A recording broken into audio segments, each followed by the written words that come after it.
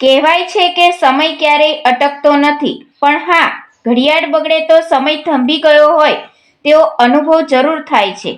સુરેન્દ્રનગરની શાનમાં વધારો કરતા અજરામર ટાવરની ઘડિયાળ તેના મશીનમાં ટેકનિકલ ફોલ્ટને કારણે છેલ્લા 10-15 દિવસથી બંધ હતી, પરંતુ હવે ફરી કાર્યરત થઈ ગઈ છે અને ફરી પાછા શહેરમાં તેના ડંકા સંભળાશે. લોકોને ફરી સમય જાણવા મળશે.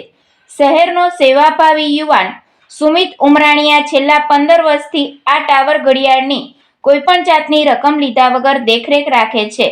દર મહિને તેના મશીનને પેટ્રોલથી વોશ કરી ઓઇલિંગ કરવું અને ઘડિયાળ સતત ચાલતી રહે તેવા પ્રયત્નો કરે છે.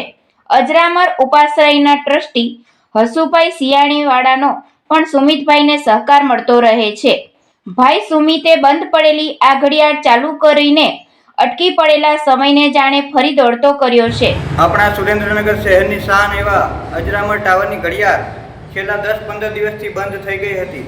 મશીનરીમાં ટેકનિકલ ફોલ્ટ થવાને કારણે આ સમસ્યા સર્જાઈ હતી, પરંતુ આજરોજ મશીનરીનો જે ફોલ્ટ હતો તે દૂર થઈ જતા ફરી પાછી ટાવરની ઘડિયાળ રાબેતા મુજબ ચાલુ કરી દેવામાં આવેલ છે અને હવે સુરેન્દ્રનગરમાં દર કલાકે ફરી પાછા ટાવરના ડંકા સંભળાશે અને સુરેન્દ્રનગર શહેરને ફરી પાછો ટાવરની ઘડિયાળનો સમય જાણવા મળશે.